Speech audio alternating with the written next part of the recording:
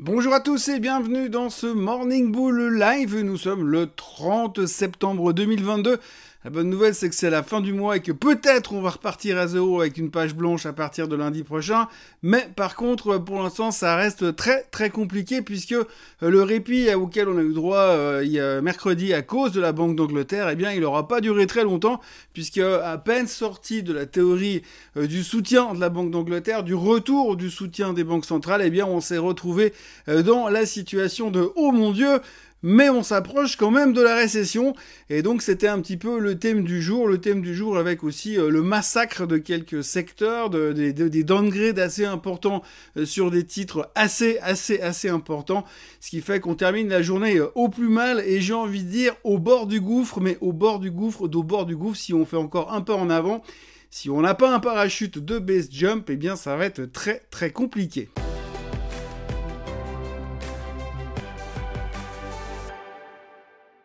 Tout d'abord, hier, il y a eu des chiffres économiques. Alors, on va noter deux chiffres économiques importants à retenir. Trois même. Le premier, c'est le CPI en Allemagne. 10,9% sur le CPI du mois dernier. On voit que ça va super bien. Et quand on voit la tronche des prix du gaz qu'on a eu récemment et ce qui nous attend ces prochains mois, eh bien, on n'est pas sûr que le CPI en Allemagne se réduise. Alors, on entend dire que l'Allemagne est en train de débloquer du pognon pour caper les factures des ménages, les factures d'électricité des ménages. Alors on est tout content par rapport à ça, mais c'est un peu la même stratégie qu'a utilisé le gouvernement britannique il y a quelques jours, qui n'a pas du tout plu au marché. Alors pour l'instant, on voit pas d'autre alternative, c'est vrai, puisqu'aujourd'hui, vu l'explosion des factures de charges énergétiques pour les ménages un peu partout dans le monde, ça va être très compliqué en termes d'inflation, mais en termes de dépenses tout simplement ces prochains mois. Donc c'est moche, et puis quand on voit les chiffres du CPI, c'est pas super rassurant. Alors ça, c'était la première nouvelle pas terrible. La deuxième nouvelle pas terrible, c'était le PIB américain, le GDP comme on l'appelle là-bas. Eh bien, grosso modo, là aussi, il est en négatif pour le deuxième trimestre consécutif.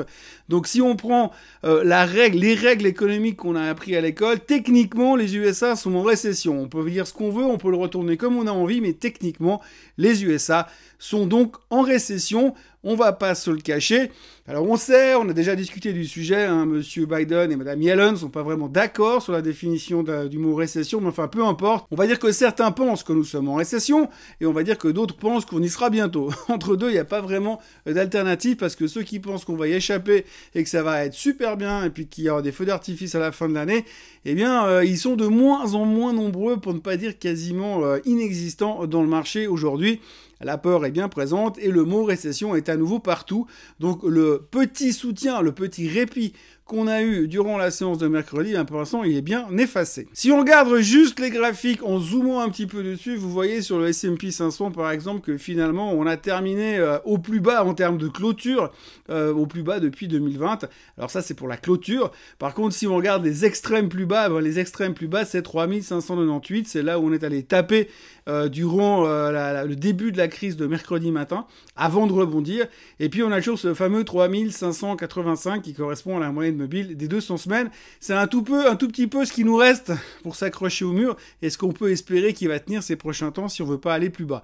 Malheureusement, ça se complique aussi un petit peu au niveau des chiffres et des jobless claims. Hier soir, les jobless claims sont sortis. Plus faible qu'attendu, donc c'est le meilleur chiffre en termes absolus, puisque depuis 5 mois, on n'a pas eu aussi peu d'inscriptions au chômage, ce qui veut dire que le marché de l'emploi cartonne, alors que de l'autre côté, on a la Fed qui est en train de pagayer dans tous les sens pour essayer justement de ralentir ce marché de l'emploi, pour essayer de faire ralentir indirectement l'inflation. Donc pour l'instant, c'est une bonne nouvelle du point de vue technique, puisque n'oublions pas que si on crée de plus en plus d'emplois, c'est positif pour tout le monde, mais c'est une mauvaise nouvelle du point de vue économico-psychologique, puisque du coup ça veut dire que la Fed va devoir continuer encore et encore à monter les taux. Donc, bonne nouvelle transformée en mauvaise nouvelle, ce qui fait que finalement, eh bien, on a eu les conséquences qu'on a eues hier soir, mais c'est pas tout. C'est pas tout parce que hier soir, il y a également eu les downgrades assez massifs sur Apple. Bank of America, qui n'est pas la moindre des banques d'affaires aux États-Unis, a donc décidé de baisser son objectif de prix sur Apple et de la mettre à la place d'être sur achat, de la mettre sur conservé.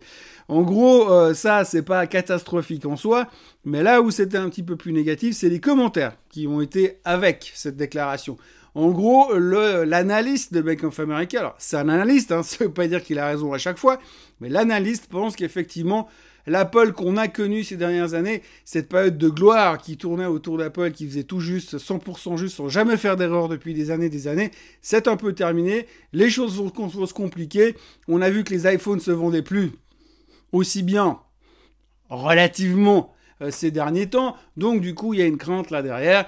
Et lui, il est inquiet pour la suite. Alors, le problème d'Apple, c'est que quand on lui tape dessus, comme c'est quand même juste la plus grosse capitalisation boursière aux États-Unis, et bien du coup, ça pèse sur tous les indices, le Nasdaq, le S&P 500, le Dow Jones, enfin tout le monde part à la case, et il y a une espèce d'effet de capillarité qui fait que tout le monde va baisser derrière, on va tout vendre, et il va y avoir une pression vendeuse massive.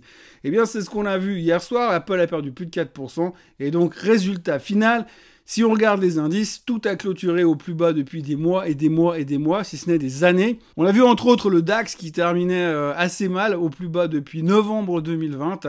Alors le DAX a des excuses, entre autres c'est l'IPO de Porsche qui a eu quelques conséquences de remaniement ministériel à l'intérieur du DAX. Ce qui nous amène donc à l'IPO de Porsche. Alors l'IPO de Porsche s'est bien passé, le titre prenait 2% à la clôture, 82,50 à la mission, 84 à la clôture, un truc comme ça.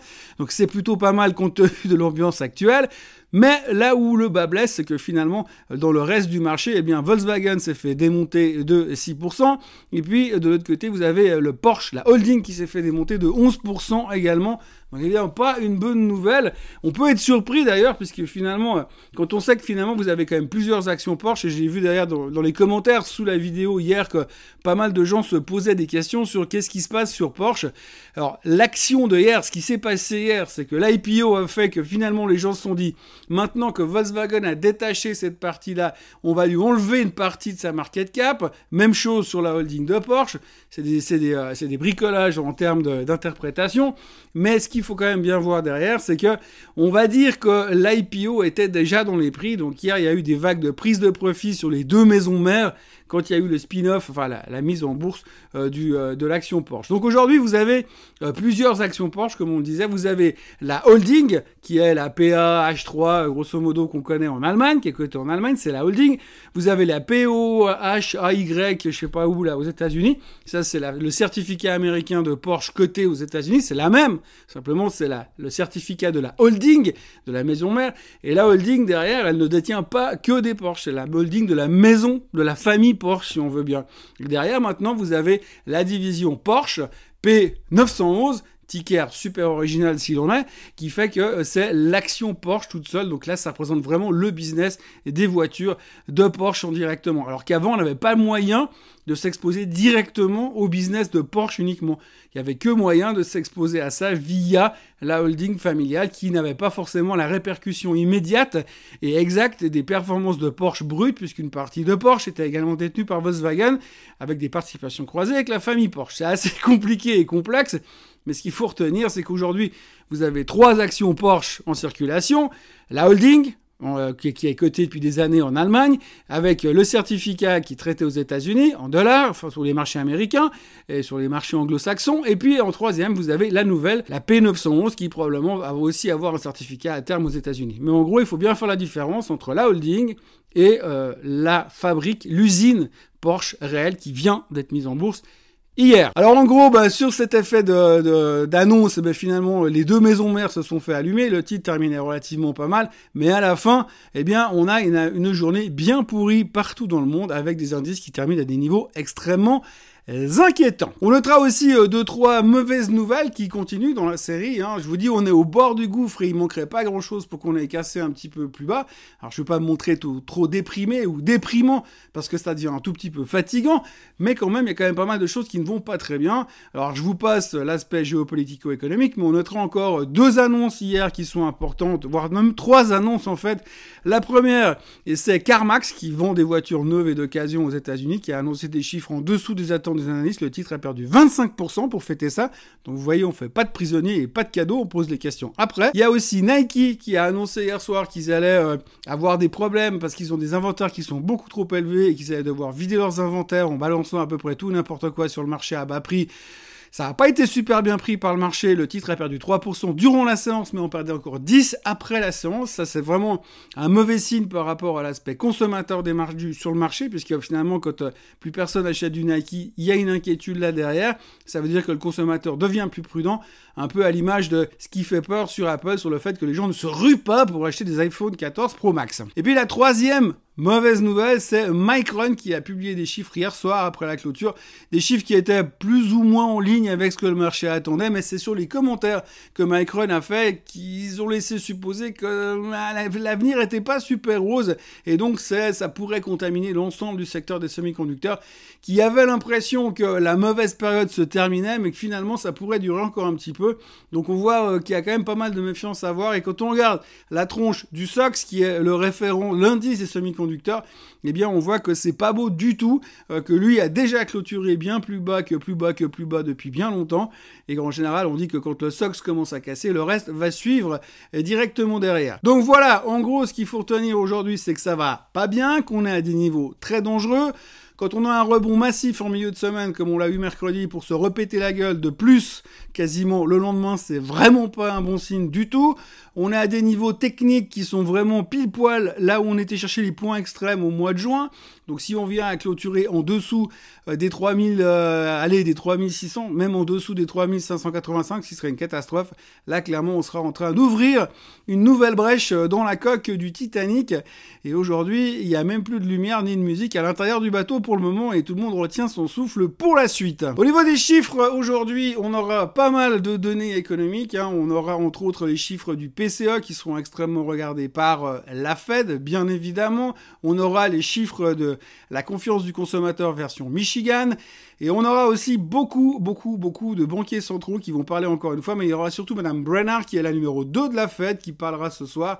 Et on sait que ces derniers temps, comme elle a un peu le même discours que Monsieur Powell, si elle vient nous répéter encore une fois que son but c'est de fighter l'inflation et puis de se foutre de la gueule de la récession dans l'immédiat, eh ben, je suis pas sûr que ça va nous aider à tenir ces supports. Donc, comme disait Coluche, nous sommes au bord du gouffre et je vous encourage à ne pas faire un grand pas en avant. Voilà, comme disait Pierre-Pascal Rossi, telle a été cette journée en Suisse et dans le monde à notre connaissance. Autrement, moi je vous encourage comme d'habitude à vous abonner à la chaîne Suisse Côte en français, à liker cette vidéo, et puis si vous avez rien de mieux à faire, n'hésitez pas à revenir lundi matin pour un nouveau Morning Bull Live, et puis à me retrouver tout à l'heure aussi pour le Swiss Bliss hebdomadaire. Passez un excellent vendredi, pour autant qu'il ne devienne pas un Black Friday, et moi je vous retrouve comme d'habitude tout bientôt. Allez, bonne journée à tous, bye bye.